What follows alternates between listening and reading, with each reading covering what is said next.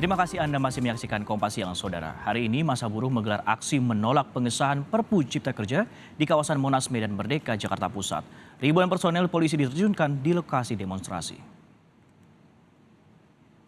Masa buruh klaim pengunjuk rasa datang dari seluruh Indonesia. Masa berkumpul dan berorasi menyuarakan penolakan mereka terhadap Perpu Cipta Kerja yang didorong pemerintah. Pengunjuk rasa menuntut tak diberlakukannya 9 poin dalam Perpu tentang Cipta Kerja.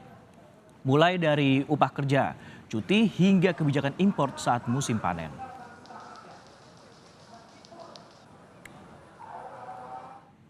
Terhadap Perpu nomor 2 tahun 2022 meminta kepada Bapak Presiden dan DPR RI untuk kembali kepada isi Undang-Undang nomor 13 tahun 2003. Undang-Undang nomor 13 tahun 2003 adalah syarat minimal untuk perlindungan kaum buruh.